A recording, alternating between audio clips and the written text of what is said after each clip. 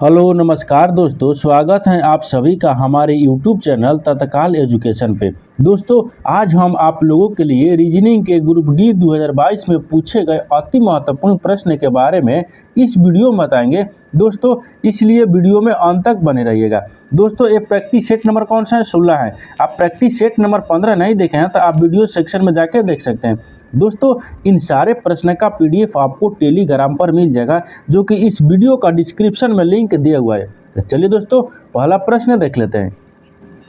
दोस्तों, पहला नंबर प्रश्न है, इसमें देखिए यदि संख्या यानी 45 7 9 45 7 9 दिया है, फिर आपको 43 दिया है, फिर 246 दिया है कि प्रत्येक सम अंक में एक जोड़ा जाता है और यहाँ पर प्रत्येक विषम अंक में एक घटाया जाता है, तो बताइए यानी बताएं बाएं से चौथे और दाएं से चौथे अंक का योग क्या होगा। देखिए यहाँ पर पहले प्रश्न को अच्छे तरीक़ा से यानी सरल भाषा में समझ लीजिए।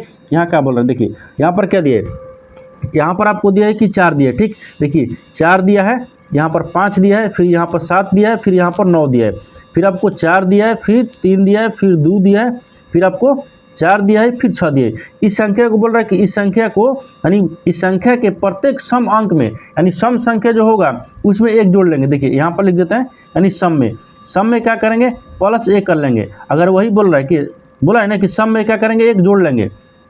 अगर यहीं पर विषम हो जाएगा, देखिए विषम लिख देते हैं, यहाँ पर विषम हो गया। ठीक, विषम, अगर विषम में क्या करेंगे, एक माइनस कर लेंगे। क्या करेंगे, एक माइनस करेंगे। तो यहाँ पर क्या दिया है, सम यानी विषम में एक अंक घटाया जाता है यानी माइनस किया जाता है। तो यानी बोल रहा है कि जो आपका 45 79 43 246 लिखा है, इस अंक को अगर एक सम में घटाएंगे, सम में क्या करेंगे, एक जोड़ेंगे, विषम में क्या करेंगे, एक घटाएंगे। अगर घटाने के बाद में आपसे पूछा है ना कि बाएं से, मान लीजिए यह कितना हो गया, इधर से कितना हो जाएगा, तो इधर से हम रखेंगे क्या, बाएं रख लेंगे। देखिए यहाँ से हम बाएं रख लेते हैं। ठीक, ये बाएं हो गया, इधर से दाएं हो जाएगा, इधर से दाएं हो गया। अब बोल रहा है कि बाएं से चौथे और दाहिने से चौथे अंक यानी अंक का योग ज्ञात करना है। ठीक, इतना तक समझ गए। इसके बाद में देखिए अब हम अच्छे तरीक़ा से आपको सरल भाषा में समझाते हैं। इसको क्या करेंगे, इसमें क्या करेंगे, जो आपको बोला है कि सम में एक जोड़ देना है और विषम में एक घटा देना है। देखिए 4 कितना है, 4 एक सम संख्या है। अगर इसमें हम क्या करेंगे, एक जोड़ लेंगे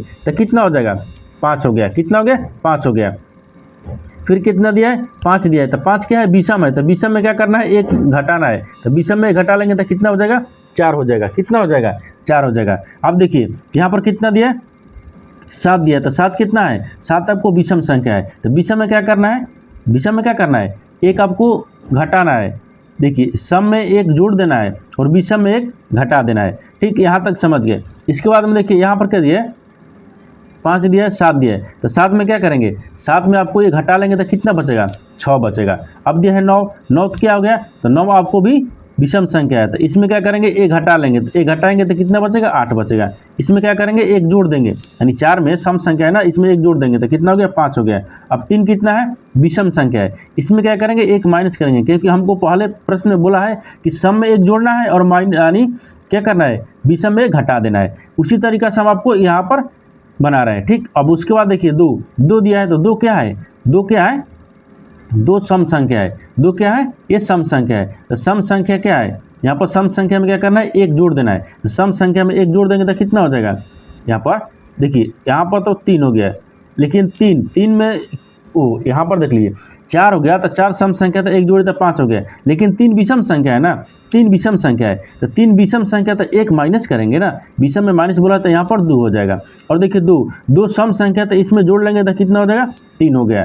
अब देखिए 4 एक सम संख्या है, अगर इसमें हम जोड़ लेंगे, एक क्या करेंगे, प्लस करेंगे तो 5 हो जाएगा। ये सम संख्या है, यहाँ पर कितना दिया, तो इसमें भी आपको हम एक जोड़ लेंगे तो कितना हो जाएगा, 7 हो जाएगा। देखिए ये मूल संख्या हो गया था, ये मूल संख्या हो गया, और ये क्या है, ये नई संख्या है। यहाँ पर लिख देंगे नई, यानी नई संख्या हो गया। ये क्या, नई संख्या है, यानी एक जोड़ने के बाद में कितना गया, यहाँ पर देख लीजिए कितना गया, 54 68 52 357। अब आपसे क्या पूछा है, इसमें पूछा है ना कि बाएं से चौथे स्थान और दाहिने से चौथे स्थान के अंक का योग व्यक्त करना है। तो चौथा स्थान देखिए बायां, 1 2 3 4, चौथा स्थान कौन है, 8 है।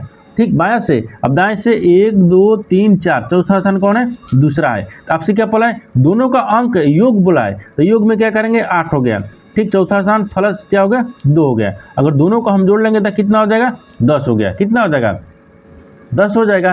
तो आपसे क्या पूछा है कि चौथे स्थान का योग क्या होगा, तो 10 होगा। तो 10 देखेंगे किस ऑप्शन में दिया है, यानी ऑप्शन नंबर आपका डी सही हो जाएगा। दोस्तों मैं उम्मीद करता हूं कि इस प्रश्न को भी आप अच्छी तरह से समझ पाए होंगे। तो चलिए दोस्तों नेक्स्ट प्रश्न देख लेते हैं। दोस्तों दूसरा नंबर प्रश्न है, इसमें देखिए यदि 12 घंटे वाली घड़ी के दर्पण प्रतिबिंब में यानी 3:55 बजे तो वास्तविक समय ज्ञात कीजिए। इसमें क्या ज्ञात करना है, वास्तविक समय ज्ञात करना है। ठीक, वास्तविक समय ज्ञात करने के लिए एक ट्रिक होता है। इसमें क्या बोल रहा है, 12 घंटे वाली सुई यानी दर्पण प्रतिबिंब में कितना दिख रहा है, यहाँ पर 3:55 पर 55 मिनट हो रहा है। तो आपको वास्तविक समय ज्ञात करना है। क्या ज्ञात करना है, देखिए यहाँ पर दिया है कि वास्तविक समय ज्ञात करना है। देखिए तो वास्तविक समय के लिए एक आपको ट्रिक होता है। यहाँ पर देखिए वास्तविक लिखता है यानी वास्तविक हो जाएगा, यानी वास्तविक हो गया वास्तविक समय। यहाँ पर हम समय रख लेंगे। ठीक, समय हो गया। वास्तविक समय आपको क्या है, यानी वास्तविक समय बोला है ना, तो वास्तविक समय हो जाएगा। अब देखिए वास्तव तो ना रहेगा वास्तविक। ठीक, वास्तविक समय। अब वास्तविक समय आपको क्या होगा कि 11 कितना दे, एक ट्रिक होता है 11 बज के यानी 11 मान लीजिए 11 बज रहा है और 60 होगा। कितना 11:60। ये आपको एक ट्रिक है। आपसे क्या बोला है, आपसे बोला है कि दर्पण में कितना दिख रहा है 3:55। तो यहाँ पर क्या करेंगे 11 में से यानी 11:10 में से इसको माइनस कर लेते हैं। देखिए यहाँ पर क्या होगा 11 अनुपात यानी 11:60 बजे माइनस क्या करेंगे 3:55। क्या करेंगे 3:55। अगर 3:55 घटा लेंगे यानी 11:60 में से 3:55 घटा लेंगे तो कितना बचेगा, यहाँ पर कितना बचेगा 8 बचा। ठीक, 8 बचा। और इसमें से क्या करेंगे 60 में से 55 घटाएंगे तो 0.5 बचा। कितना बचा 0.5 बचा। तो आपसे क्या पूछा है कि वास्तविक समय यानी क्या होगा, इतना बजे लिख देते हैं। ठीक, कितना यानी 8:05। कितना हो गया 8:05। तो 8:05 देखेंगे किस ऑप्शन में दिया हुआ है, यानी ऑप्शन नंबर आपका ये सही हो जाएगा। दोस्तों मैं उम्मीद करता हूँ कि इस प्रश्न को भी आप अच्छे तरह से समझ पाएंगे। तो चलिए दोस्तों नेक्स्ट प्रश्न देख लेते हैं। दोस्तों तीसरा नंबर प्रश्न है। तीसरा नंबर प्रश्न दिया है कि उस संख्या का चयन कीजिए जो निम्नलिखित श्रेणी में प्रश्न चिन्ह के स्थान पर आएगी। देखिए यहाँ पर नीचे एक श्रेणी दी है। ठीक, इस श्रेणी पूछ रहा है कि इस प्रश्नवाचक के चिन्ह पर इस 4 ऑप्शन में से कौन सा संख्या भरा जाएगा। देखिए आपको किस तरह से देखेंगे, यहाँ पर देखेंगे कि ये जो आपका श्रृंखला या श्रेणी है ना, श्रेणी किस प्रकार से चल रहा है। क्या दिया है 11 से क्या हो रहा है 31 हो रहा है, 31 से क्या हो रहा है 55 हो रहा है, और 55 से 84 हो रहा है, 84 से 119 हो रहा है। तो बोल रहा है कि 119 ले यानी प्रश्नवाचक चिन्ह पर कौन सी संख्या भरा जाएगा। तो क्या दिया है 11 दिया है। ठीक, 11 से क्या हो रहा है 31 हो रहा है, 31 ले क्या हो रहा है 55 हो रहा है, 55 से क्या हो रहा है 84 हो रहा है, और 84 से क्या हो रहा है 119 हो रहा है। अब आपसे अगला संख्या पूछा है। ठीक, प्रश्नवाचक चिन्ह पर। तो देखिए यहाँ पर क्या करेंगे 11 से क्या हो रहा है 31 हो रहा है। तो 11 से 31 किस प्रकार हो रहा है, तो इसमें क्या करेंगे हम 20 जोड़ देते हैं।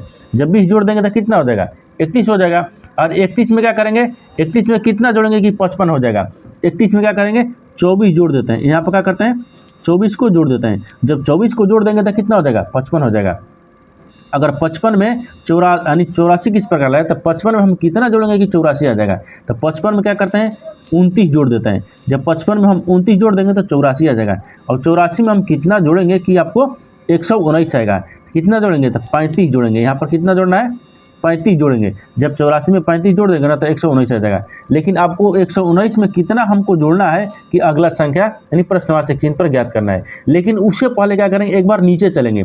ठीक, नीचे देखिए, नीचे इसमें क्या दे कि 20 लेकर आ रहा है 24 हो रहा है। इसमें क्या कर रहा है, इसमें प्लस आपको 4 कर रहा है। ठीक, अब देखिए 24 लेकर आ रहा है 29 हो रहा है, तो इसमें क्या कर रहा है आपको प्लस 5 किया है। अब देखिए 29 लेकर आ रहा है 35 हो रहा है, इसमें कितना जोड़ा है, इसमें आपको 6 जोड़ा है। कितना जोड़ा है 6 जोड़ा है। तो अगला संख्या क्या करेगा, देखिए यहाँ से अगला संख्या क्या करेंगे 5 4, देखिए 4 5 6, तो 6 के बाद में यहाँ पर 7 होगा। जब क्या करेंगे 35 में 7 जोड़ देते हैं। जब 35 में 7 जोड़ देंगे तो यहाँ पर 42 हो जाएगा। यानी कितना आ गया 42 आ गया। अगला संख्या क्या होगा 42। लेकिन 42 क्या करेंगे 42 को 119 में जोड़ेंगे, तब तो प्रश्नवाचक चिन्ह पर जगह यानी प्रश्नवाचक चिन्ह के जगह पर हमको अंक आएगा। देखिए यहाँ पर क्या करेंगे 119 दिया है। ठीक, 119 में क्या करते हैं 42 को जोड़ देते हैं। जब 119 को 42 में जोड़ देंगे तो कितना हो जाएगा 161 आ जाएगा। कितना आ गया 161 आ जाएगा। तो 161 प्रश्नवाचक चिन्ह पर कितना हो जाएगा 161।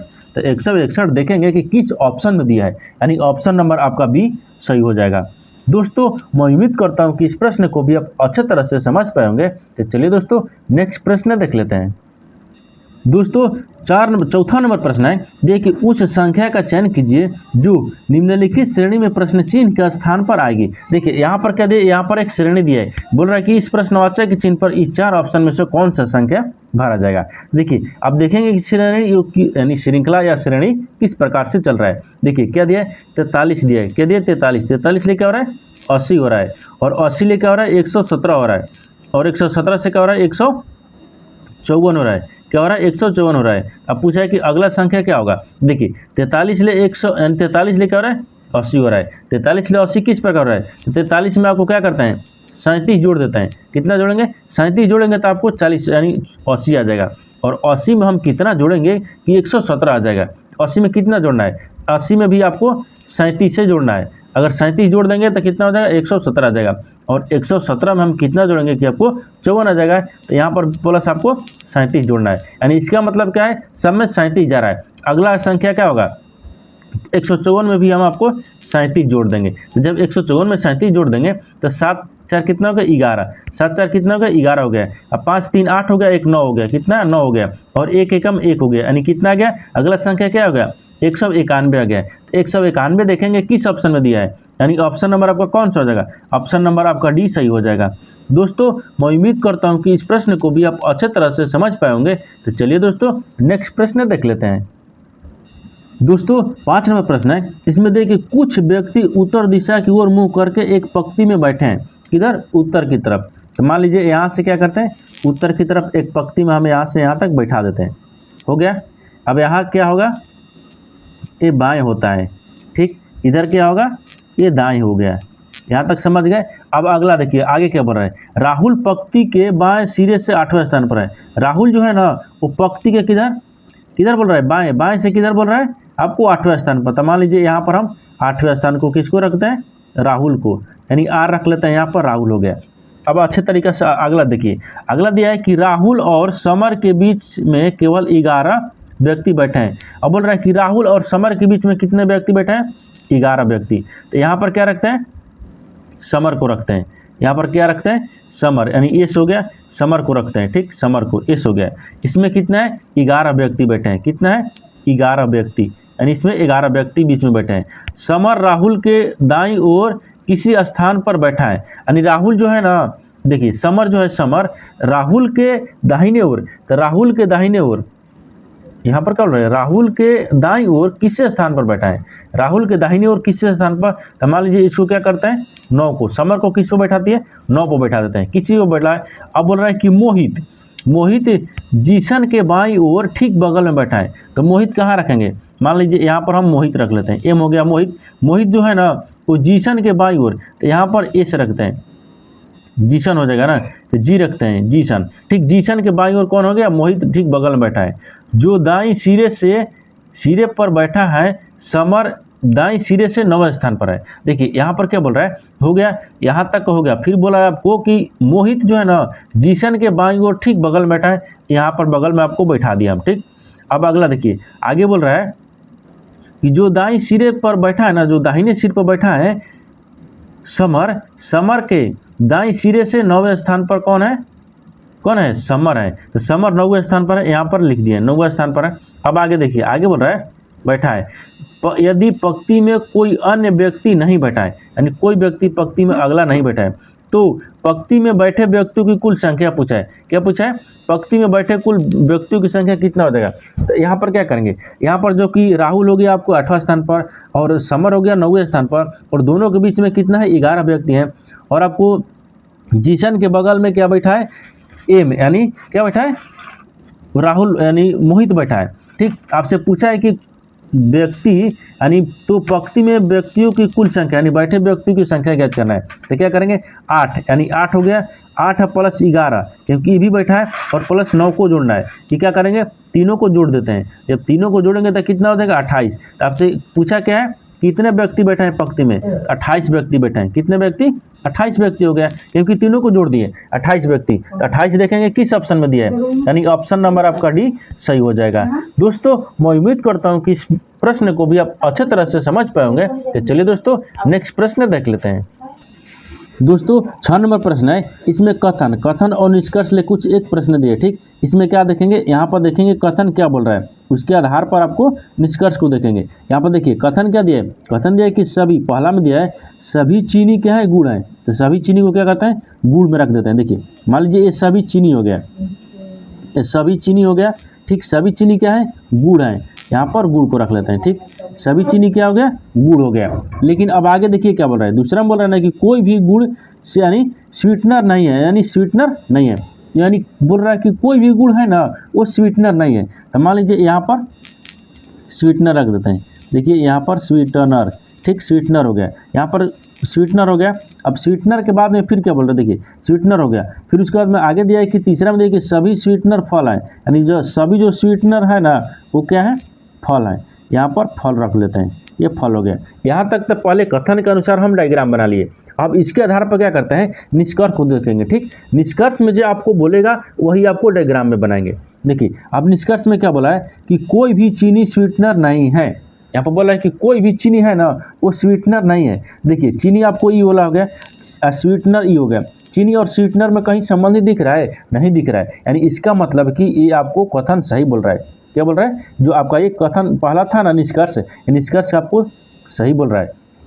दूसरा देखिए, दूसरा दिया है कि कुछ गुड़ स्वीटनर है, बोल रहा है कि कुछ जो गुड़ है ना तो स्वीटनर है। देखिए गुड़ और स्वीटनर में कहीं संबंध दिख रहा है, कहीं दिख रहा है, यानी गुड़ और स्वीटनर में कहीं समझ दिख रहा है। डायग्राम में तो हमको नहीं दिख रहा है, लेकिन यहाँ बोल रहा है कि कुछ गुड़ स्वीटनर है। यहाँ बोल रहा है ना कि कुछ गुड़ स्वीटनर है, लेकिन यहाँ बोल रहा है कि नहीं है, यानी इसका मतलब क्या बोल रहा है, गुड़ और स्वीटनर में कहीं इसमें समझ नहीं दिख रहा है हमको डायग्राम में, लेकिन आपको यहाँ बोल रहा है कि है। इसका मतलब कि दूसरा भी आपको सही है। क्या है, दूसरा भी आपको सही होगा, क्योंकि देखिए कुछ गुड़ स्वीटनर है, कुछ गुड़ स्वीटनर आपको डायग्राम में नहीं दिख रहा है, लेकिन यहाँ पर है। ठीक, अब देखिए, अब अगला देखिए, अगला दिया तीसरा क्या, देखिए कुछ गुड़ चीनी है, बोल रहा है कि कुछ गुड़ जो है ना वो चीनी है। चीनी देखिए ई है और आपको गुड़ है, तो कुछ गुड़ और चीनी क्या है, संबंधित है। कुछ गुड़ क्या है, चीनी है। देखिए यहाँ पर क्या हो जाएगा, यहाँ पर आपको देखिए गलत हो गया। देखिए यहाँ पर क्या दिया है, यहाँ पर कुछ गुड़ स्वीटनर है, बोल रहा है कि कुछ जो गुड़ है स्वीटनर है। गुड़ और स्वीटनर कहीं दिख रहा है, कहीं संबंधित नहीं दिख रहा है, इसका मतलब कि ये आपको गलत बोल रहा है। ये क्या बोला है, ये गलत बोल रहा है। ये दूसरा क्या बोल रहा है, गलत बोल रहा है। लेकिन देखिए यहाँ पर तीसरा देखिए, तीसरा में देना कि कुछ गुड़ चीनी है, लेकिन कुछ जो गुड़ है ना तो गुड़ क्या है, ई वाला है। ये सारा गुड़ क्या है, चीनी है। सारा गुड़ क्या है, चीनी है, लेकिन चीनी के गुड़ के अंदर ही चीनी आती है। यहाँ पर गुड़ के अंदर चीनी आती है, यहाँ पर पूरा बोल दिया कि गुड़ के अंदर चीनी है, यानी इसका मतलब ये आपको सही बोल रहा है। क्या बोल रहा है, सही बोल रहा है। देखिए यहाँ पर प्रश्न पहले क्या करिए, निष्कर्ष को देख लीजिए। कोई भी चीनी स्वीटनर नहीं है, तो कोई चीनी स्वीटनर से संबंधित नहीं है। अब बोल रहा है, ठीक, ये सही बोल रहा है, स्वीटनर नहीं है तो नहीं है। अब देखिए कुछ गुड़ का स्वीटनर है, कि बोल रहा है कि कुछ गुड़ स्वीटनर में दिख रहा है, नहीं दिख रहा है, इसका मतलब ये गलत बोल रहा है।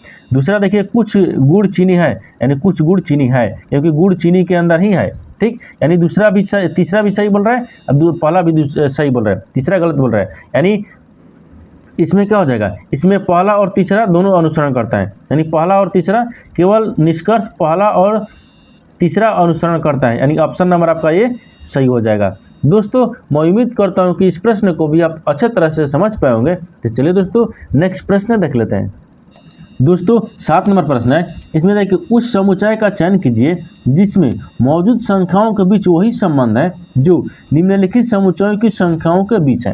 यानी इसका कहने का मतलब है, जो आपका 12, 61, 17, 7 लिखा है, जिस प्रकार से ये संबंधित है उसी प्रकार से ये 4 ऑप्शन में से आपको संबंधित बताना है कि कौन सा ऑप्शन संबंधित है, और 15, 51, 6 का संबंधित बताना है। ठीक, ये जिस प्रकार संबंधित है उसी प्रकार से ये 4 ऑप्शन में से आपको संबंधित ज्ञात करना है। देखिए यहाँ पर क्या दिया है, यहाँ पर क्या दिया है, 12 दिया है। 12, 61 और 7 किस प्रकार से संबंधित है, देखिए यहाँ पर क्या करता है, 61 में क्या करता है, 12 को घटा लेते हैं। 61 में क्या करते हैं कि 12 को हम घटा लेते हैं। जब 61 में 12 को घटा लेंगे तो कितना बचेगा, 7, यानी कितना बचेगा, 49 बचेगा। 49 किसका स्क्वायर है, 7 का स्क्वायर। अगर 7 का स्क्वायर कर देंगे तो 49 हो जाएगा। देखिए 21 प्रकार हो गया, यानी 12 यानी 61 में से 12 घटाए तो कितना गया, 12 में से जब इतना घटाए तो कितना गया, 47। कितना, 47 नहीं, आपको यहाँ पर 49 होना चाहिए ना, यहाँ पर 49 होगा। ठीक, यहाँ पर कितना हो जाएगा, 49 हो गया। यहाँ पर कितना है 49, तो 49 किसका स्क्वायर है तो 7 का स्क्वायर है। ठीक, नीचे वाला बीच वाली क्या आ गया 7 आ गया। उसी तरीके से देखिए दूसरा में कह दिए, दूसरा में कह दिया कि 15 यानी 15 51 61, तो 15 में देखिए यहाँ पर क्या कहते हैं 51 दिया है ना, यहाँ पर पहला में क्या दिया 51 दिया। ठीक, देखिए यहाँ पर क्या दिया कि 51, दूसरा में से क्या करेंगे पहला को घटा लेते हैं, 51 में से 15 को घटा लेंगे तो कितना बचेगा, कितना बचेगा 36 बचेगा। यहाँ पर कितना बचेगा 36 बचेगा। ये 36 किसका स्क्वायर है तो 6 का स्क्वायर है। यहाँ पर देखिए तीसरा वाला संख्या 6 आ गया। ठीक उसी प्रकार से इस 4 ऑप्शन में से आपको बताना है ना कि कौन सा ऑप्शन जो इस प्रकार से संबंधित है। देखिए डी ऑप्शन में आपको संबंधित है, क्योंकि देखिए यहाँ पर क्या दिया है, क्या दिया 14 दिया, 78 दिया, 8 दिया। देखिए यहाँ पर क्या करेंगे 78, 78 में से क्या करेंगे 14 को घटा लेते हैं। जब 14 को घटा लेंगे तो कितना बचेगा, यहाँ पर 8 बच जाएगा। देखिए सॉरी यहाँ पर कितने 78, 78 में से जब इतना घटाएंगे तो आपको 64 बचेगा। यहाँ पर कितना बचेगा 64 बच जाएगा। कितना हो गया 64 हो गया, क्योंकि 4 इसमें हो गया 6 इसमें हो गया, 64 हो गया। अब 64 किसका स्क्वायर है, ये 8 का स्क्वायर है। किसका स्क्वायर है 8 का स्क्वायर है। देखिए 8 है यहाँ पर दिया है, लास्ट में 8 दिया है, यानी इसका मतलब कि कौन संबंधित होगा, ऑप्शन नंबर आपका डी सही हो जाएगा। दोस्तों मैं उम्मीद करता हूँ कि इस प्रश्न को भी आप अच्छे तरह से समझ पाए होंगे। तो चलिए दोस्तों नेक्स्ट प्रश्न देख लेते हैं। दोस्तों 8 नंबर प्रश्न है, इसमें देखिए शब्द यानी ROASTERS में ऐसी कितनी अक्षर युग मौजूद हैं जिनके बीच शब्द में उतनी ही अक्षर हैं जितने उनकी बीच अंग्रेजी वर्णमाला क्रम में है। देखिए यहाँ पहले प्रश्न समझिए कि इसमें क्या बोल रहा है। ठीक, प्रश्न आपको क्या बोल रहा है, यहाँ पर जो ये लेटर लिखा है ना, इस लेटर में बोल रहा है कि ऐसी कितनी युग में मौजूद है जिनके बीच वही उतने ही अक्षर आएगी जिनके ठीक अंग्रेजी वर्णमाला के बीच में क्रमिक क्रम में आता है। ठीक, देखिए तो इसको किस तरह बनाएंगे, यहाँ पर क्या लिखा है, यहाँ पर क्या लिखा है, देखिए आर लिखा है।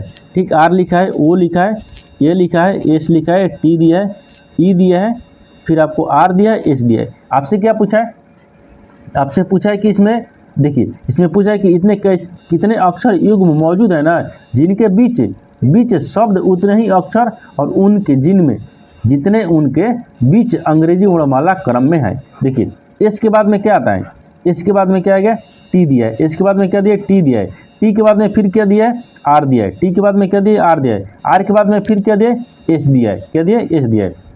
देखिए अंग्रेजी वर्णमाला के क्रम में हो गया, अब बीच में भी आपको हो गया। देखिए एस टी, एस के बाद में टी आ गया, टी के बाद में आर आ गया, ठीक, और आर के बाद में एस आ गया, यानी कितना हो गया 1 2 3, यानी 3 युग्म है। कितने युग्म है यहाँ पर 3 युग्म है। देखिए यहाँ से आपको पूछा है कि युग्म कितना है, तो युग्म आपको 3 है, तो 3 देखेंगे किस ऑप्शन में दिया है, यानी ऑप्शन नंबर आपका ये सही हो जाएगा। दोस्तों मैं उम्मीद करता हूँ कि इस प्रश्न को भी आप अच्छे तरह से समझ पाए होंगे। तो चलिए दोस्तों नेक्स्ट प्रश्न देख लेते हैं। दोस्तों 9 नंबर प्रश्न है, जो कि यदि नीचे दी गई संख्या के प्रत्येक विषम अंक में 1 जोड़ा जाता है और प्रत्येक सम में 1 घटाया जाता है, तो इस प्रश्न इस प्रकार बनी नई संख्या में बाएं से तीसरे और दाएं से तीसरे अंक का अंतर निकाले। देखिए इसमें आपको पहला प्रश्न हम समझाए थे, लेकिन पहला में क्या बोला था, पहला में क्या दिया था, पहला में आपको वही संख्या दिया था, लेकिन इसमें क्या बोल रहा था, इसमें घटाना है, यानी वही प्रश्न है, मान लीजिए इसमें वही प्रश्न है। ठीक, उसी प्रश्न को कही इसमें यहाँ पर क्या है कि विषम में 1 क्या करना है जोड़ना है, और यहाँ पर सम में 1 घटा देना है। क्या करना है, इसमें सम में 1 घटा देना है, लेकिन उसमें क्या बोला था सम में 1 जोड़ना था और विषम में 1 घटाना था। ठीक, उसमें इसमें कुछ उल्टा बोल दिया है, लेकिन प्रश्न आपको वही है। देखिए यहाँ पर क्या दिया है, यहाँ पर आपको क्या दिया, यहाँ पर संख्या कितना दिया है, देखिए नीचे में बाएं दिया है दाहिने दिया है, संख्या आपको यहाँ पर 8 दिया है, फिर उसके बाद में देखिए 8 दिया है, फिर उसके बाद में कितना दिया है 6 दिया है, फिर 5 दिया है, फिर 4 दिया है, फिर 7 दिया है, फिर 2 दिया है, फिर 3 दिया है, फिर 1 दिया है। इधर के इधर आओ, यहाँ पर आपको बाएं हो जाएगा। ठीक, यहाँ पर कितना हो गया दाहिने हो गया, इसको हम दाएं रख लेंगे। अब देखिए अब अंक जो आपको बोला है उसी को रखेंगे। इसमें बोल रहा है कि विषम में क्या करना है 1 जोड़ देना है, विषम रखेंगे। ठीक, यहाँ पर विषम हो गया, विषम में क्या करना है +1 जोड़ देना है, और आपको सम रखते हैं। ठीक, यहाँ पर सम रख लेंगे, यानी सम में क्या करना है 1 घटा लेना है, यानी इसमें सम में 1 घटा लेना है और वहाँ पर सम में 1 विषम में 1 जोड़ देना है। ठीक, तो देखिए सम कहाँ दिया है, यहाँ पर सम संख्या ये 8 है ना, तो 8 में क्या करेंगे, 1 घटा लेंगे, कितना बचेगा, 7 बचेगा। इसको घटा लेंगे तो 5 बचेगा, क्योंकि सम संख्या विषम संख्या में 1 जोड़ना है, तो 1 हम जोड़ लेंगे तो 6 हो जाएगा। कितना हो जाएगा, 6 हो जाएगा। अब देखिए यहाँ पर कितना दिया है, सम संख्या दिया है, सम में क्या करना है, 1 माइनस करना है, तो 1 माइनस करेंगे तो कितना हो जाएगा, 3 हो जाएगा। 7 कितना है, विषम संख्या है, तो विषम संख्या में क्या करना है, 1 जोड़ देना है, तो 8 हो गया। और सम संख्या में 1 घटा देना है और विषम संख्या में 1 जोड़ देना है, यानी ये भी विषम संख्या है। इसमें सम में जोड़ दिए, सम में घटा देना है। देखिए इसमें बोल रहा है कि सम में माइनस करना है और विषम में 1 जोड़ देना है। अब क्या पूछ रहा है, इसमें बोल रहा है ना कि बाएं से तीसरे और दाहिने से तीसरे अंक का अंतर निकालना है। क्या निकालना है, अंतर। तो बाएं से तीसरा कौन है, बाएं से तीसरा कौन है, 6 है। अब इधर से तीसरा कौन है, 1 है। अगर इस तीर क्या करेंगे, अगर 5 यानी 6 में से 5 घटा लेते हैं, देखिए 6 हो गया, यहाँ पर 6 दिया, ठीक। 6 में से क्या करेंगे, 1 घटा लेंगे, तो कितना बचेगा, 5 बचेगा। कितना बचेगा, 5 बचेगा। आपसे पूछा है कि बाएं से तीसरे और दाहिने से तीसरे अंक का अंतर कितना आ गया, 5 आ गया। कितना आ गया, 5 आ गया। तब 5 देखेंगे किस ऑप्शन में दिया है, यानी ऑप्शन नंबर आपका ये सही हो जाएगा। दोस्तों मैं उम्मीद करता हूँ कि इस प्रश्न को भी आप अच्छे तरह से समझ पाए होंगे। तो चलिए दोस्तों नेक्स्ट प्रश्न देख लेते हैं। दोस्तों 10 नंबर प्रश्न है, इसमें कथन और निष्कर्ष ले दिए, ठीक। कथन के अनुसार डायग्राम बनाएंगे, निष्कर्ष के अनुसार आपको आंसर निकालेंगे, ठीक। देखिए यहाँ पर क्या दिया, कथन में क्या बोल रहा है, कथन में आपको दिया है कि सभी तार स्विच हैं। सभी क्या है, तार स्विच हैं। तो मान लीजिए इसको क्या कर लेते हैं, तार रख लेते हैं। सभी तार हो गया, सभी तार क्या है ना कि स्विच हैं, सभी तार क्या है, स्विच है। तो यहाँ पर स्विच रख लेंगे, ठीक। स्विच हो जाएगा, यानी सभी तार को क्या किए हम, स्विच रख लिए। फिर इसके बाद में आगे देखिए क्या बोला है कि कोई स्विच पाइप नहीं है, बोल रहा है कि कोई स्विच है ना वो पाइप नहीं है। तो मान लीजिए इसको हम क्या रखते हैं, पाइप रख लेते हैं। यहाँ पर पाइप हो गया, यानी पाइप हो गया, यानी वो दूसरा भी दिया था कि कोई स्विच पाइप नहीं है, तो कोई स्विच पाइप नहीं है। अब बोल रहा है तीसरा में कि सभी बल्ब पाइप है, यानी सभी जो बल्ब है ना, तो बल्ब पाइप, यानी बल्ब यहाँ पर रख लेंगे, ठीक हो गया। यहाँ पर बल्ब हो गया, यानी सभी बल्ब पाइप हो गया। ये तो अब कथन के अनुसार हम डायग्राम बना लिए। अब निष्कर्ष को देखेंगे क्या बोल रहा है। निष्कर्ष क्या बोल रहा है, देखिए कोई तार पाइप नहीं है। यहाँ पर कोई देखिए तार जो है ना, तार और पाइप से संबंधित दिख रहा है, नहीं दिख रहा है। तार और पाइप से संबंधित नहीं दिख रहा है। ये क्या बोल रहा है, ये आपको सही बोल रहा है। क्या बोल रहा है, ये आपको सही बोल रहा है कि कोई तार पाइप नहीं है, ठीक। डायग्राम में भी आपको नहीं है। दूसरा देखिए, दूसरा बोल रहा है कि कोई बल्ब स्विच नहीं है। बोल रहा है कि कोई जो बल्ब है ना वो स्विच नहीं है। बल्ब और स्विच में कहीं समझ दिख रहा है, नहीं दिख रहा है, यानी ये भी आपको सही बोल रहा है। क्या बोल रहा है, सही बोल रहा है, यानी पहला भी सही बोल रहा है, दूसरा भी सही बोल रहा है। यानी इसमें कौन सा हो जाएगा, इसमें हो जाएगा कि आपको निष्कर्ष 1 और दोनों पालन करता है, ठीक। यानी ऑप्शन नंबर आपका ये सही हो जाएगा। निष्कर्ष 1 और 2 दोनों पालन करता है, यानी ऑप्शन नंबर ए आपका सही हो जाएगा। दोस्तों मैं उम्मीद करता हूँ कि इस प्रश्न को भी आप अच्छे तरह से समझ पाएंगे। तो चलिए दोस्तों नेक्स्ट वीडियो में मिलते हैं, तब तक जय हिंद दोस्तों।